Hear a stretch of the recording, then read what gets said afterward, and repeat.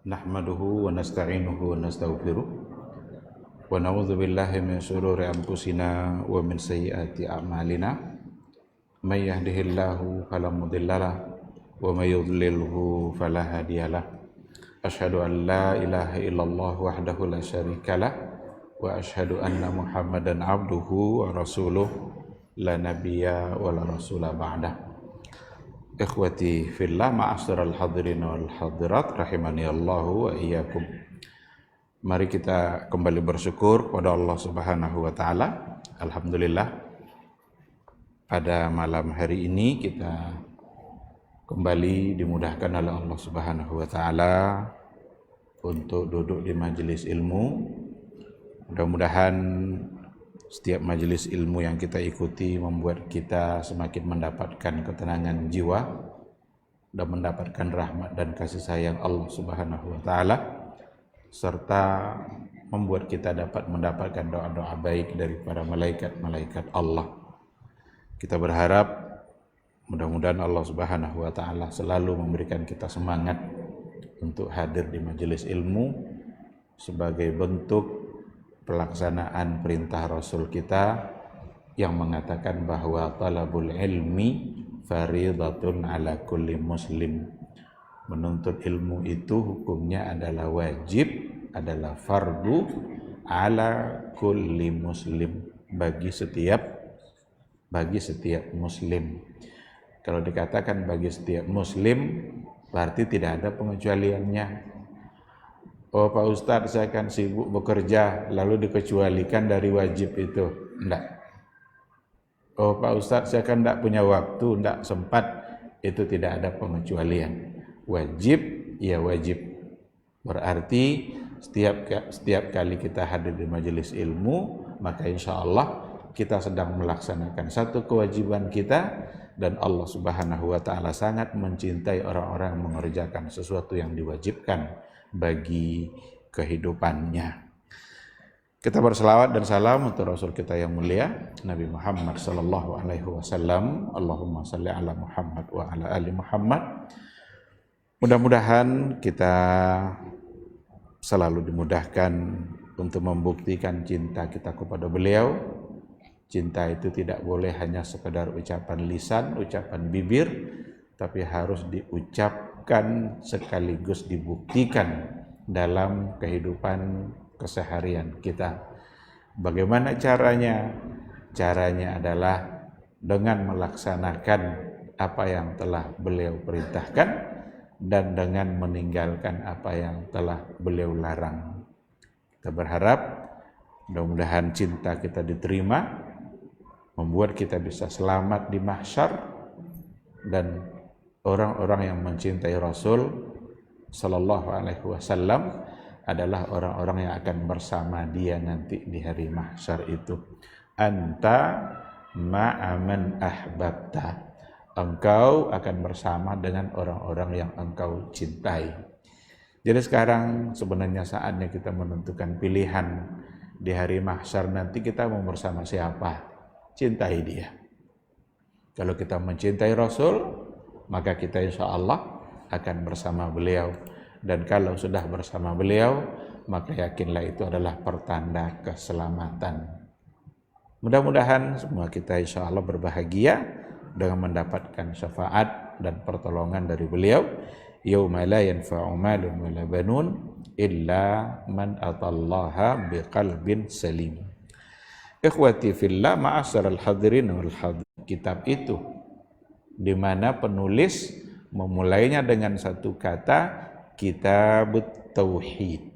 Ayatnya sudah kita sampaikan, hadis-hadisnya juga sudah kita baca, dan sekarang insya Allah kita akan coba melihat syarahnya. Bagaimana Syekh Abdurrahman As-Sa'di memulai syarahnya untuk Kitabut Tauhid. Beliau mengomentari, awal dari komentar beliau adalah Syekh Muhammad bin Abdul Wahhab tidak menyebutkan mukaddimah selain daripada menyebutkan dua kata saja, Kitabut Tauhid. biasanya kan ada mukaddimahnya, dan biasanya Syekh Muhammad bin Abdul Wahhab dalam mukaddimahnya setidaknya mendoakan orang yang membaca. Seperti umpamanya i'lam rahimakallah, atau kalau dalam Al-Qawaidul Arba itu ada doa beliau, as'alullahal karim rabbal arsyil azim. Itu doa beliau. Tapi dalam buku ini dengan menyebutkan dua kata saja, Kitabut Tauhid. Lalu apa kata Syekh Abdurrahman As-Sa'di?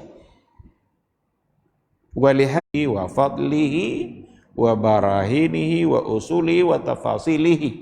Ini kata beliau.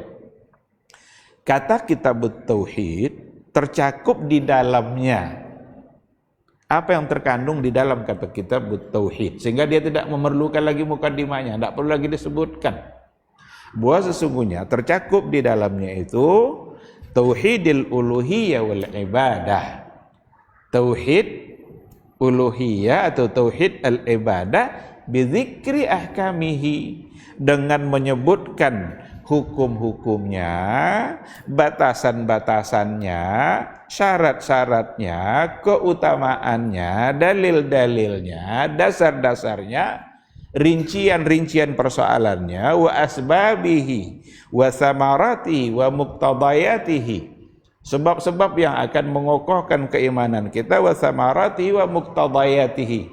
Apa buahnya kalau kita bertauhid? Apa konsekuensinya kalau kita menyatakan tauhid? Kata Kitabut Tauhid itu sesungguhnya tercakup di dalamnya isyarat bahwa beliau akan menjelaskan poin-poin yang tadi itu. Tauhidul uluhiyah sebagai tauhid yang paling asas di dalam Islam. Wa ma yazdadu bihi wa ma yuqawwihi, apa yang bisa menyebabkan bertambahnya dan apa pula yang akan menguatkannya, au yudhifuhu wa yuhi, apa pula hal-hal yang akan bisa melemahkan tauhid kita atau membuat kita menjadi lalai. Wa ma bihi yatimu au yahmul, dan apa-apa yang dengannya tauhid bisa sempurna dan tauhid kita bisa lengkap. Itulah alasan menurut beliau kenapa penulis tidak menyebutkan atau tidak lagi menyampaikan khutbah atau mukaddimah pada kitabnya. Ternyata kalimat Kitabut Tauhid itulah yang tercakup di dalamnya. Ada asbabnya, ada samaratnya, ada muqtadayatnya. Muqtadayat itu konsekuensi. Apa konsekuensi kalau seandainya kita bertauhid? Nanti beliau akan menyampaikan itu. Apa buahnya kalau kita bertauhid? Seandainya seseorang sudah mengucapkan kalimat la ilaha illallah, berarti ada konsekuensinya. Kenapa dulu Abu Thalib tidak mau mengucapkan lafaz atau kalimat la ilaha illallah? Karena dia mengerti dengan konsekuensi dari tauhid itu sendiri. Seandainya dia sudah ucapkan la ilaha illallah, itu ada konsekuensi yang tidak boleh lupa, tidak boleh tinggal, mesti ada. Maka dia tidak mau. Dia harus meninggalkan kebiasaan-kebiasaan jahiliyahnya. Dia harus tidak lagi boleh ikut-ikutan dengan apa yang dilakukan oleh petinggi-petinggi Quraisy yang belum masuk Islam. Karena dia sudah mengucapkan la ilaha illallah. Nah, karena itu inilah alasan beliau kenapa tidak disebutkan khutbah di awal kitab. Lalu beliau memulai dengan definisi tauhid secara mutlak. Apa katanya? I'lam anna tauhid al-mutlaq, ketahuilah bahwa sesungguhnya tauhid secara mutlak itu dipahami dengan al-ilmu wal-i'tirafu bitafarrudir rabbi bisifatil kamal. Yang pertama sekali, tauhid itu secara mutlak adalah al-ilmu wal-i'tiraf, mengetahui dan mengakui. Al-ilmu itu apa? Ilmu, mengetahui, wal i'tiraf, mengakui apa yang diketahui dan apa pula yang diakui, bitafarrudir rabbi bisifatil kamal, diakui. Tauhid itu pengakuan kita atau pengetahuan kita tentang keesaan Allah bisifatil kamal, dengan sifat-sifat yang dimiliki oleh Dia, dan sifat-sifat itu semuanya adalah sifatul kamal, sifat sempurna, jauh dari an-nuqsan, jauh dari kekurangan. Semua sifat-sifat yang ada pada Allah itu semua sifat menunjukkan kesempurnaan yang ada pada Allah Subhanahu wa ta'ala. Ketika beliau mencipta, maka beliau mencipta secara sempurna. Allazi khalaqa fasawwa. Dia yang mencipta, fasawwa, kemudian sempurna. Kalau seandainya dia memberikan rezeki, sempurna pemberian rezekinya.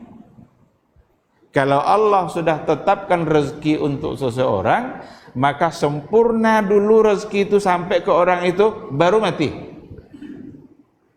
Maka orang-orang yang sudah mendahului kita berarti adalah orang-orang yang memang stok rezekinya sudah sempurna. Awak apa dak masih duit? Berarti masih ada.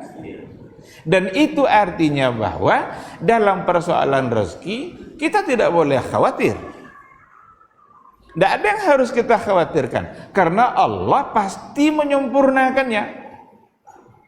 Rezeki kita tidak akan pindah kepada orang lain, rezeki makhluk ini tidak akan pindah kepada makhluk yang lain. Allah ciptakan, bukan hanya sekadar cipta, tetapi Allah sempurnakan semua hal-hal yang terkait dengan penciptaannya itu.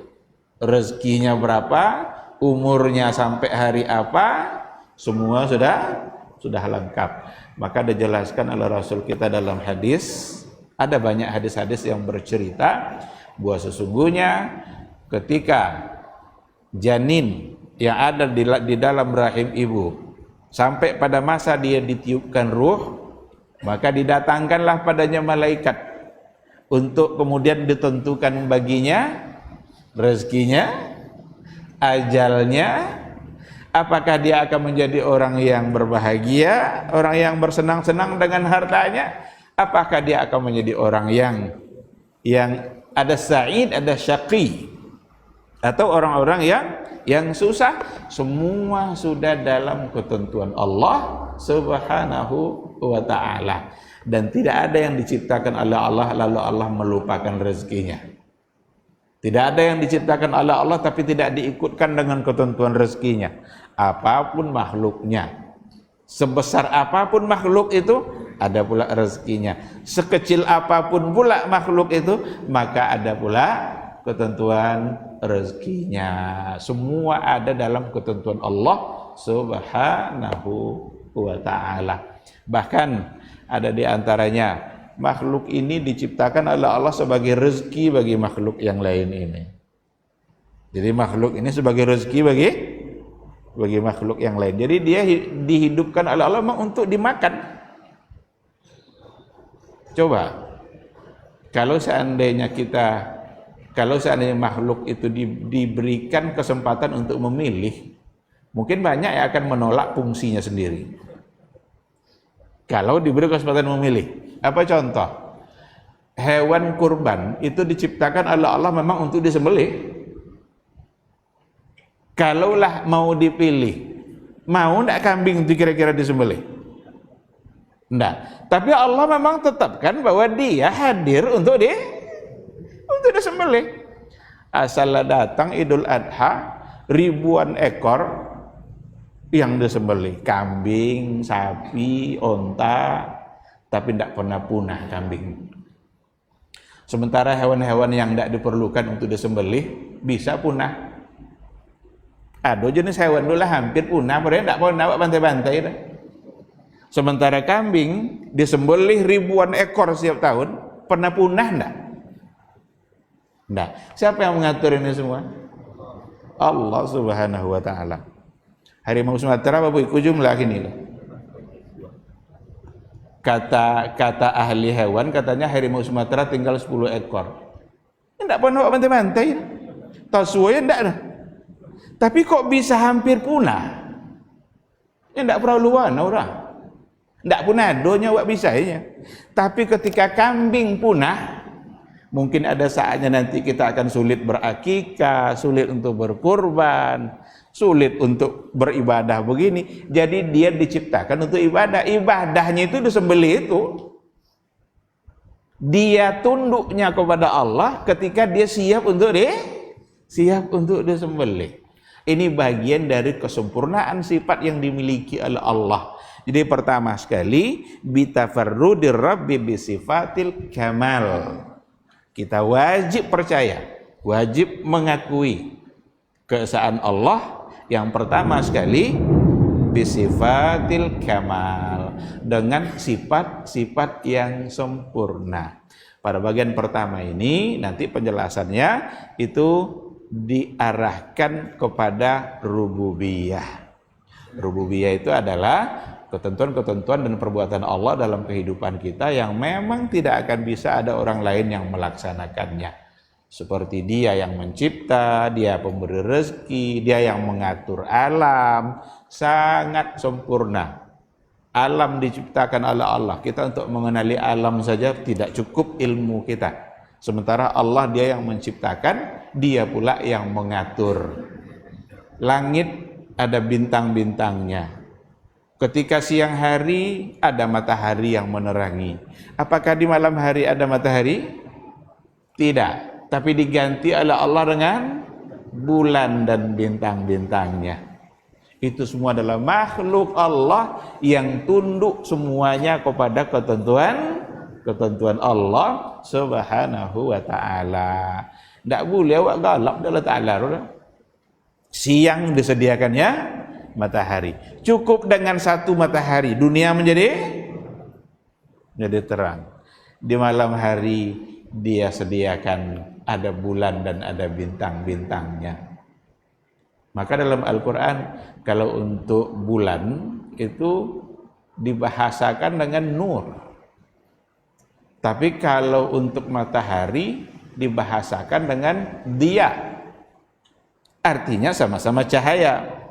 Tetapi dilalatul lafzinya memang agak berbeda. Kalau dia usyamsi, cahaya matahari, ada ndak awak kadang tersongek dek cahaya matahari.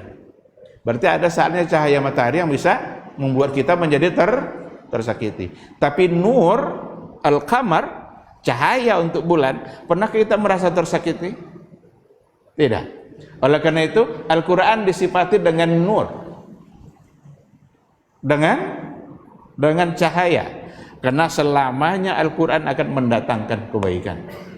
Tak akan pernah ada saat di mana Quran akan menyengsarakan kita atau Quran akan menyulitkan kita. Jadi ini semua adalah ketentuan yang datang dari Allah dan itu sifatul kamal. Perbuatan-perbuatan Allah dalam kehidupan kita itu wajib kita yakini. Tidak boleh kita tidak meyakini hal itu. Dia yang menyembuhkan, Dia yang menguji kita dengan bencana. Kalau seandainya ada bencana yang datang dari Allah Subhanahu wa taala, kita tidak boleh berburuk sangka kepada orang lain. Harus pertama sekali kita kembalikan dulu kepada Allah Subhanahu wa taala.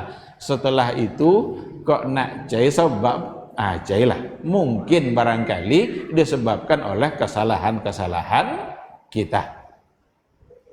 Karena memang ayat juga mengatakan zaharal fasadu fil barri wal bahri bima kasabat aydin nas.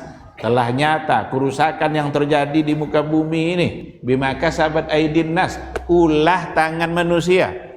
Ketika hutan ditebang maka terjadilah ini. Ketika hutan dibakar, maka datanglah asap.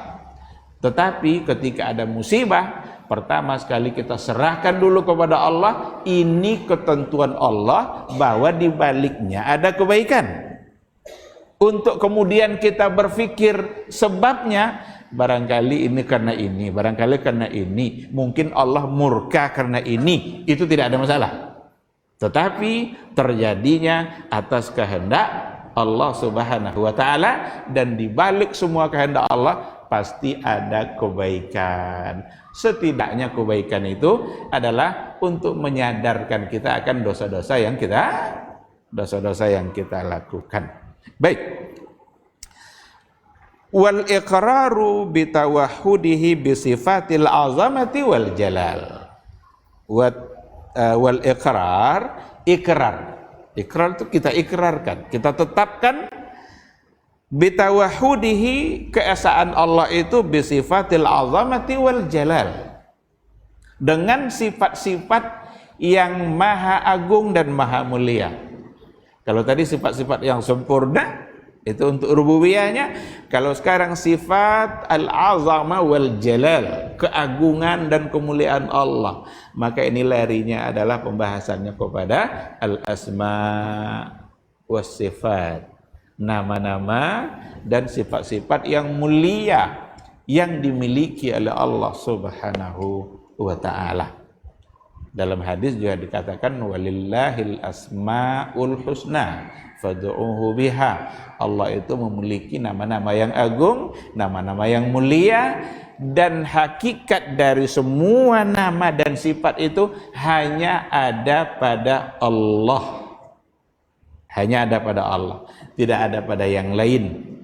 Kesempurnaan yang tadi itu, keagungan itu, yang maha itu hanya ada pada Allah. Apa yang ada pada manusia itu dengan segala macam bentuk keterbatasan karena memang Allah yang memberikannya. Berarti pada poin yang kedua, tauhid secara mutlak, maka kita wajib mengikrarkan, wajib menetapkan dalam hati kita bitawahhudihi, dengan keesaannya, bisifatil azamati wal jalal. Ar-Rahman Ar-Rahim itu hanya milik Allah. Ar-Rahman Ar-Rahim hanya milik Allah. Al-Ghafur At-Tawwab itu hanya milik Allah. Pak Ustadz, ada enggak orang yang juga bisa penyayang? Ada enggak orang yang juga bisa memaafkan? Ada. Lalu, apakah berarti itu sama? Tidak, sama sekali tidak. Karena semua yang ada pada manusia itu dengan segala keterbatasan, Allah yang menentukan. Kalau Allah mencabut kasih sayang itu di hati seseorang, hilang kasih sayang itu. Ada tidak raja yang diktator? Hilang kasih sayang dalam hati dia, dicabut oleh Allah dari hatinya. Berarti yang memberi siapa? Allah Subhanahu wa ta'ala. Yang mencabutnya siapa? Allah Subhanahu wa ta'ala. Di hadapan para sahabat ada seorang ibu yang kehilangan anaknya. Tiba-tiba anak itu datang kembali. Dipeluklah oleh ibu tadi anak yang hilang. Dipeluknya, diciumnya. Terbayang tak oleh kita betapa sayangnya ibu itu ketika anak hilang ditemukan kembali. Dibawa mau ke dia, wah hilang anak. Apa nek mencari tiba-tiba dapat. Gimana rasanya kasih sayang yang kita tunjukkan kepada dia? Tapi Rasul ingin memberikan pelajarannya. Apa kata Rasul? Kalian tengok ibu itu betapa sayangnya sama anaknya. Sungguh Allah lebih sayang kepada kita daripada ibu itu terhadap anaknya. Berarti ibu itu punya sifat kasih sayang? Punya. Siapa yang memberikan sifat kasih sayang itu? Allah Subhanahu wa ta'ala. Oleh karena itu, kalaupun ada di diri kita sifat-sifat seperti tadi, itu semua pemberian Allah. Ketika Allah ambil, hilang itu semua. Ada orang yang begitu sangat kita sayangi di pagi hari, sore benci wakanya. Kau tulis mau membaik sanang, kata ndak mau membaik, langsung benci. Tapi Allah Subhanahu wa ta'ala, dia tidak seperti itu. Ketika dikatakan Ar-Rahman Ar-Rahim, ini sifat yang dimiliki oleh Allah sekaligus namanya dengan kemuliaan dan keagungannya. Benar-benar Allah itu Ar-Rahman Ar-Rahim. Sedurhaka-durhakanya hambanya, apakah putus rezekinya? Nah, sedurhaka-durhakanya hamba kepada Allah, ternyata rezekinya lancar-lancar aja. Karena lancar lo sekian 20 deh. Ada yang taat pergi ke masjid tapi diuji oleh Allah Ta'ala. Iyonya taatnya ganyinya. Tapi ada orang yang durhaka, bahkan mereka tidak muslim. Ternyata dunia diberikan. Tapi kalau kita kembalikan kepada penjelasannya Rasulullah dan penjelasannya para ulama, ternyata memang dunia ini adalah surga bagi mereka, sedangkan kita surganya ada di akhirat. Umar bin Khattab bertamu ke rumah Nabi, nampak ada Umar di punggung Nabi ada bekas tikar. Kan kalau lapik pandan, kalau tikar pandan itu habis bangun di situ kan nampak aja di punggung. Nampak oleh Umar ketika itu. Umar bin Khattab bilang sama Rasulullah, ya Rasulullah, kenapa bisa jadi begini ini? Betapa kasihannya dengan cara hidup kamu. Coba tengok raja-raja yang ada itu, mereka hidup dengan kemewahan dunianya. Sedikit saja Rasul dengan bahasa yang sangat pendek, Rasul mengatakan kepada Umar, ya Umar, memang dunia ini adalah surga bagi mereka. Tidakkah kamu ingin bahwa nanti kita menikmatinya di akhirat? Berarti bagi umat Islam surganya nanti ada di akhirat, sementara bagi orang-orang yang kafir, orang-orang durhaka kepada Allah, didahulukan surga itu untuk dia, karena nanti mereka di akhirat hanya akan mendapatkan azab dan siksaan. Ikhwati fillah, oleh karena itu Ar-Rahman Ar-Rahim ini salah satu dari contoh bahwa sesungguhnya itu sifat yang memang hanya ada pada Allah Subhanahu wa ta'ala. Seandainya kasih sayang ada pada orang, itu sesungguhnya hanyalah pemberian Allah Subhanahu wa ta'ala, dan dengan sesuatu yang sangat terbatas. Itu yang kedua. Yang ketiga, wa ifraduhu wahdahu bil ibadah. Wa ifraduhu wahdahu bil ibadah. Mengesahkan Allah bil ibadah di dalam ibadah kita. Maka beliau sedang memberikan penjelasan tentang tauhid secara mutlak ini. Yang pertama tadi, kita mengesahkan Allah Rabb bisifat al-kamal, dengan sifat-sifat yang sempurna. Sedangkan yang kedua, mengesahkan dia juga bisifat al-azamati wal jalal, sifat-sifat agung dan mulia. Jadi sempurna, agung dan mulia. Sekarang poin yang ketiga, mengesahkan Allah Subhanahu wa ta'ala dalam beribadah. Inilah nanti yang akan disebut dengan tauhid uluhiyah. Tauhid uluhiyah. Bagaimana kita mengesahkan Allah di dalam ibadah. Ikhwati fillah. Tauhidul ibadah dikatakan di sini dalam footnote-nya, huwa lubbu da'watir rusul. Itu inti dari dakwah semua rasul. Wa dzarwatu sinamiha, puncak dari perjuangannya itu ada pada uluhiyah, ada pada tauhidul ibadah. Wal haddul fasil bainal imani wal kufur, batas pemisah antara iman dan kufur itu ada pada tauhidul uluhiyah, ada pada tauhidul ibadah. Wal islam wasyirk, batas pemisah antara Islam dan syirik itu ada pada tauhidul ibadah. Tauhidullah wa ibadatuhu wahda bila syarik. Bagaimana kita beribadah, menyembah Allah, melaksanakan semua ibadah kita tanpa ada di dalamnya unsur unsur kesyirikan, tanpa kita syirikkan Allah dengan sesuatu apapun. Karena memang syirik itu adalah dosa yang paling besar, yang paling dimurkai oleh Allah Subhanahu wa taala. Bahkan dosa itu tidak akan pernah bisa terhapus kalau seandainya pelakunya tidak bertaubat kepada Allah Azza wa Jalla. Nah, oleh karena itu semua berarti ini bukan kata-kata Syekh Abdurrahman As-Sa'di, tetapi pentahqiq. Karena buku ini ditahqiq oleh Sabri ibn Salamah Syahin. Jadi ungkapan dia ada 3 di sini. Kalau di buku saya ada 3. Pertama, ungkapannya Syekh Muhammad ibn Abdul Wahab.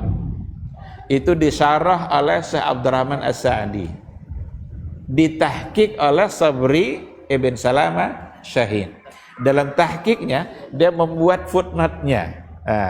Dalam tahqiqnya dia membuat lagi catatan-catatan kakinya. Disitulah dia memberikan penjelasan. Jadi ada tiga muatan ini. Kalau di situ saya tidak tahu. Berarti tidak ditahqiq. Kalau ini yang ditahqiq. Ada 3 pengetahuan dari 3 orang yang kita dapatkan dalam buku ini. Maka dia mengatakan tauhidul uluhiyah, tauhidul ibadah itu merupakan lubbu da'watir rasul. Inti dari dakwah semua nabi. Kita kalau tengok nabi dalam catatan sejarah dakwah mereka semuanya sampai terakhir itu ada pada la ilaha illallah. Dan la ilaha illallah itu sesungguhnya adalah tauhid uluhiyah. Nanti akan ada penjelasan kita tentang perbedaan dari ketiga tauhid itu. Ini perlu diulang-ulang memang ketiga bagian ini, karena banyak orang yang belum siap untuk menerima 3 pembagian ini. Bahkan ada yang menuduh memandai-mandainya membagi tauhid itu 3-nya. Adi samonya trinitas ya kan. Dia hanya sedang menunjukkan kejahilannya saja. Orang yang mengungkapkan kata-kata itu, dia sedang menunjukkan kejahilannya dalam persoalan tauhid. Menyamakan dengan trinitas sangat tidak pantas. Karena kalau trinitas Allah itu yang dibagi-bagi, Tuhan itu yang dibagi-bagi ya. Ada Tuhan ayah, ada Tuhan ibu, ada Tuhan anak. Sementara pembagian tauhidul yang 3 ini kita tidak sedang membagi Allah, tapi dimudahkan kita oleh para ulama untuk mengenal Allah, dan kita akan bisa mengenalnya dari tiga itu. Maka Syekh Abdurrahman As-Sa'di melanjutkan penjelasannya, wa huwa salasatu aqsam. Nah, wa huwa salasatu aqsam. Tauhid itu terbagi kepada 3. Nah, ini penjelasan dia. Dari awal dia sudah memberikan penjelasan ini. Ahaduha yang pertama tauhidu al-asma wa sifat. Tauhid asma wa sifat, mengesahkan Allah pada nama dan pada sifatnya. Wa huwa i'tiqadu infiradir rabbi jalla jalalu bil kamalil mutlaq min jami'il wujuh bi nu'util azamati wal jalali wal jamal. Maksudnya adalah i'tiqad, keyakinan kita mengesahkan Rabb bil kamalil mutlaq, dengan kesempurnaan secara mutlak. Tidak ada yang sempurna selain daripada Allah. Mutlak kamalnya dari semua sisi. Binu'util azamati wal jalali wal jamal. Dengan nu'ud. Nu'ud itu artinya adalah sifat. Jamak dari kata na'tun. Wasf. Dengan sifat-sifat al-azamah wal jalal wal jamal. Mulia, agung, dan indah. Jadi Allah punya nama-nama yang mulia, nama-nama yang agung, nama-nama yang indah. Allati la yusyarikuhu fiha musyarikun biwajhin minal wujuh. Tidak ada orang yang akan bersama dengan Allah dalam kesempurnaan nama dan sifat tadi. Allah punya nama, punya sifat. Di mana letaknya nama Allah dan sifat-sifat tadi? Fil Quran. Oleh karena itu, wadzalika, Tauhid rububiyah itu tauhidul asma wa sifat itu nanti dengan cara apa kita mentauhidkan Allah itu? Bi isbati ma asbatahu Allahu li nafsi. Dengan menetapkan apa yang telah Allah tetapkan untuk dirinya. Au asbatahu lahu rasuluh, atau apa yang telah ditetapkan oleh Rasulnya sallallahu alaihi wasallam min jami'il asma'i was sifat, dari semua nama-nama dan sifat-sifat yang ada. Apa yang telah Allah tetapkan dalam Al-Quran dan apa pula yang Allah telah tetapkan dalam hadisnya, dari semua nama-nama dan sifatnya, maka kita mesti mengimaninya dan mesti meyakininya. Baik, ikhwati billah, karena waktu Isya sudah masuk, kita akan jawab dulu suara azan.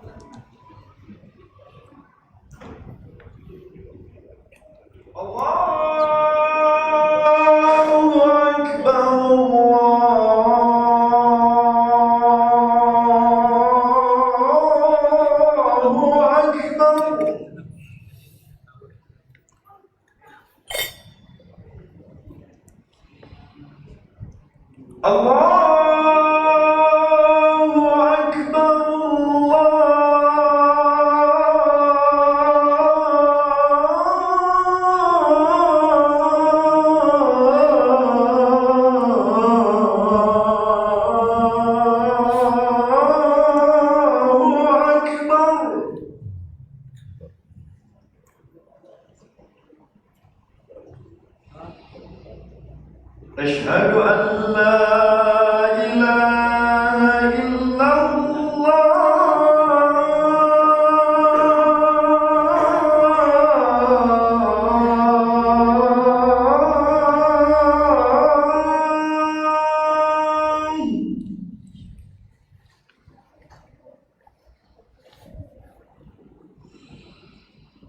Asyhadu an la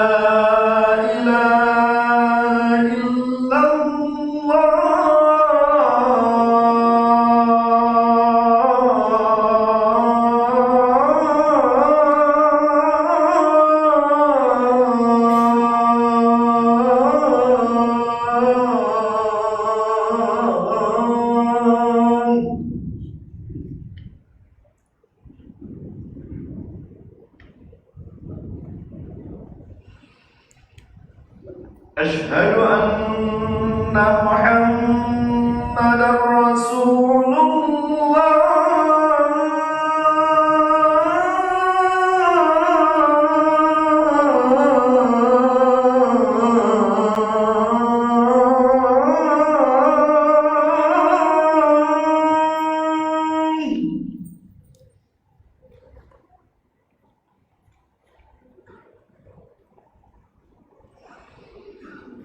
Asyhadu anna Muhammadar Rasulullah.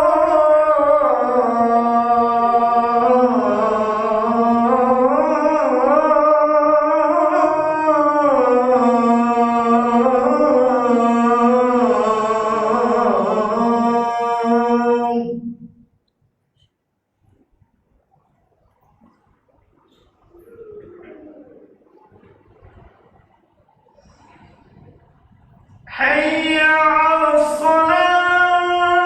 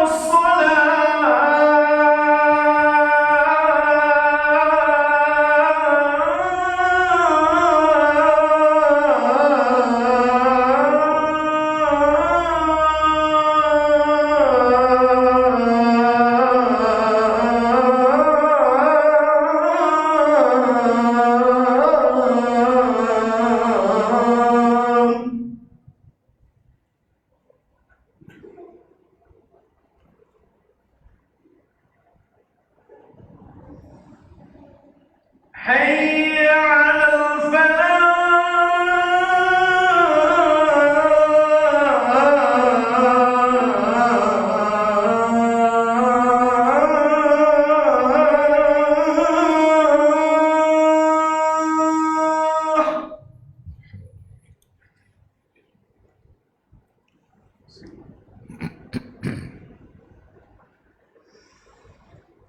حي على الفلاح.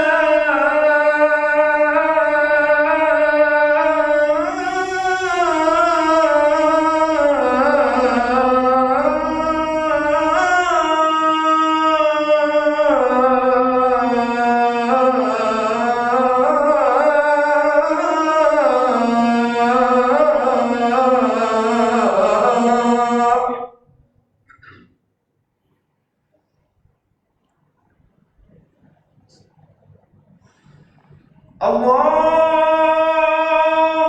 أكبر. الله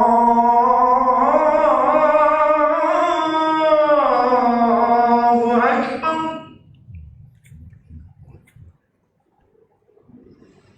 لا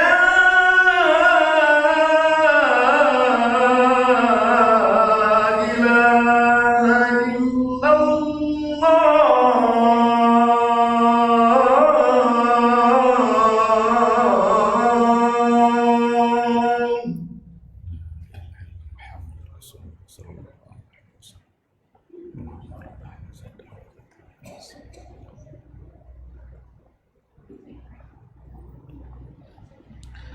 Bismillahirrahmanirrahim. Alhamdulillah wassalatu wassalamu ala Rasulillah wa ala alihi wa sahbihi wa mawala. Ikhwati fillah, ma'asyiral hadirin wal hadirat rahimani Allahu wa iyyakum. Jadi bagian yang pertama dari 3 bentuk tauhid itu adalah tauhidu al-asma wa sifat. Kita tauhidkan Allah pada nama dan pada sifatnya. Bagaimana cara kita bertauhid pada asma wa sifat? Itu yang kita berikan penjelasan pada bagian akhir. Bi isbati ma asbatahu Allahu li nafsi. Kita ikut menetapkan apa yang telah ditetapkan oleh Allah untuk dirinya. Dan kita menetapkan pula sifat-sifat Allah itu dan nama-namanya apa yang telah ditetapkan oleh Rasulnya. Semua yang telah ditetapkannya Allah dalam Al-Qur'annya, Rasul dalam hadis-hadisnya, semua itu mesti kita yakini. Apa yang telah disampaikan oleh Rasulnya. Alal wajhil la'iqi bi'azamatihi wa jalalihi. Alal wajhil la'iq. Dalam bentuk yang layak bagi Allah. Sehingga ketika kita bicara tentang sifat Allah, itu sifat semua yang menunjukkan kemuliaan Allah yang layak bagi keagungan dan kemuliaan Allah Subhanahu wa ta'ala. Min ghairi nafyin li syai'in minha. Tanpa dinafikan. Kalau sudah ditetapkan di Allah Ta'ala, maka kita tidak boleh menafikan, menolaknya. Wala ta'til. Atala yu'atilu ta'tilan, mengosongkan Allah, meniadakan, sama dengan nafi itu. Wala tahrif, dan tidak boleh pula kita rubah-rubah. Dirubah maknanya, oh ini bukan ini, artinya ini, tapi artinya dipindah-pindahkan kepada makna yang lain. Itu tidak boleh. Wala tamsil, dan tidak boleh pula dimisalkan. Berarti diserupakan dengan makhluk. Kita percaya tapi tidak dengan menyerupakan. Kita harus terima, jangan dinafikan.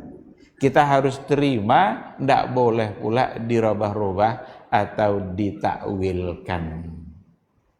Kalau memang Allah sudah menetapkan, tugas kita tinggal menerima dan meyakini. Kita lirik sedikit tentang al-asma wa sifat. Apa bedanya al-asma wa sifat? Setiap nama itu adalah sifat Allah, dan tidak setiap sifat lalu menjadi menjadi nama. Kalau nama itu sudah pasti sifat Allah.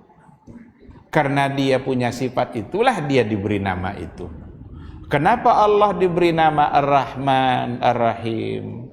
Karena memang sifatnya adalah penyayang. Bahkan Allah mengatakan inna rahmati ghalabat ghadabi. Sesungguhnya kasih sayangku mengalahkan kemarahan atau murkaku. Jadi dia diberi nama itu ya karena punya sifat itu. Kenapa Allah diberi nama dengan Ghafur, dengan Tawwab? Karena memang sifatnya adalah Maha menerima taubat, Maha pengampun. Allah siap mengampuni dosa kita seberapapun banyaknya dosa itu, asal kita jujur mengetuk pintu taubatnya Allah. Bahkan Nabi mengatakan hatta walau kana mithla zabadil bahri, meskipun dosa hamba itu sama banyaknya dengan buih di lautan. Tidak bisa kita hitung tuh berapa jumlah buih di laut itu. Tapi kalau dosa kita sejumlah itu dan kita ketuk pintu taubatnya Allah, maka Allah akan menerima. Maka pantas dia dipanggil dengan Tawwab, Ghafur, Ghaffar, karena memang sifatnya adalah itu. Tetapi nanti tidak setiap sifat lalu dia diberi nama. Kalau seandainya nama saja lalu menjadi sifat, Allah punya nama berapa? Asmaul Husna 99, dan setiap nama adalah sifat. Berarti dari 99 nama ini berapa sifat Allah di situ? 90? Berarti banyak. Nah, berarti di situ saja Allah sudah memiliki nama dan sifat 99, dan ada di antara sifat yang tidak masuk ke dalam, yang tidak bisa dia diberi nama itu. Tapi sifat Allah, kenapa diberi sifat itu? Dia yang menyebutkan dirinya dalam Al-Quran. Bahkan nanti yang ketika kita bicara tentang sifat-sifat seperti itu, ada nanti kita berbicara tentang sifat fi'li, sifat yang berhubungan dengan perbuatan Allah. Apa contohnya? Allah yarda. Bisa anda Allah ridha? Radhiyallahu anhum wa radu anhu. Allah bisa marah enggak? Bisa. Faba'u bighadabin minallah. Mereka kembali dengan membawa kemarahan, mendapatkan kemarahan dari Allah. Berarti salah satu dari sifat fi'li Allah bisa marah. Apa kata Abu Hanifah? Abu Hanifah, ketika Allah mengisbatkan sifat marah pada dirinya, kita wajib meyakini. Dan ketika Allah mengisbatkan sifat ridha pada dirinya, wajib kita yakini. Jangan diartikan nanti bahwa ridha itu bukan sifat Allah dalam bentuk ridha, tetapi dalam bentuk i'ta'us tsawab, dalam bentuk memberikan pahala. Yang murka ini dalam bentuk memberikan ancaman neraka. Kalau tujuannya mengartikan diberi pahala lalu menafikan sifat ridha, berarti salah. Karena Allah sendiri yang menisbatkan sifat itu pada dirinya. Tapi enggak, namanya bukan itu. Sehingga enggak boleh dia dipanggil wahai yang maha pemarah. Boleh? Enggak, karena enggak namanya. Yang boleh itu dipanggil hanya dengan nama yang sudah ditetapkan oleh Allah untuk diri dia, atau ditetapkan oleh nabinya. Hanya itulah yang boleh kita panggil dalam bentuk nama. Adapun sifat lain, tidak setiap sifat lalu menjadi nama. Dan ketika kita bicara sifat, itu bisa nanti lebih luas, karena ada yang bagian dari nama, ada yang sifat bukan bagian dari nama. Sehingga untuk sifat-sifat Allah ada yang hubungannya dengan sifat fi'li seperti yang tadi itu. Sifat fi'li itu termasuk nanti ketika kita bicara Ar-Rahmanu 'alal 'arsy istawa. Istawa itu fi'linya Allah. Istawa itu salah satu dari bentuk fi'linya Allah. di mana Allah berada di atas arsy. Al-Quran yang bilang, dan diulang-ulang pula ayat itu oleh Allah Subhanahu wa taala. Dan ada sekian banyak dalil lain lagi yang mengatakan bahwa Allah berada di atas arsy. Apa sikap kita pada tauhid ini nih, al-asma wa sifat ini? Berarti kewajiban kita sebagai hamba Allah adalah mengimaninya.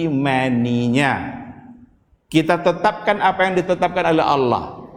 Allah yang mengatakan bahwa dia berada di atas arsy, tanpa kita takwilkan, tanpa kita nafikan, tanpa kita tasbihkan. Jangan diserupakan seolah-olah Allah sama dengan raja yang duduk di atas singgasananya. Tak boleh, karena Allah sendiri yang sudah menolak keserupaan itu.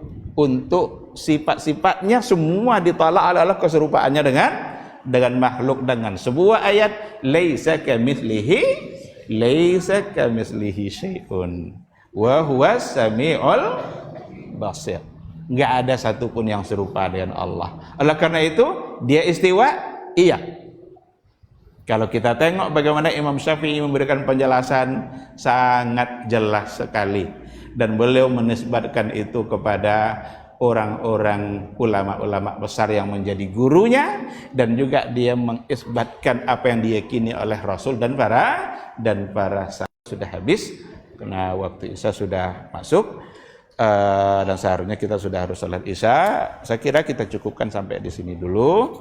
Ada penjelasan-penjelasan lain yang berkaitan dengan itu, insya Allah mudah-mudahan Allah memudahkan kita untuk menyambungnya pada kesempatan yang akan datang. Terima kasih, mudah-mudahan Allah selalu menjaga akidah kita, selalu menjaga tauhid kita, agar tidak dicampuri oleh pemahaman-pemahaman yang menyimpang.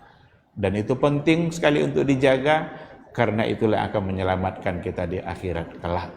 Terima kasih. Subhanakallahumma wa bihamdika asyhadu an la ilaha illa anta astaghfiruka wa atubu ilaik. Wassalamualaikum warahmatullahi wabarakatuh.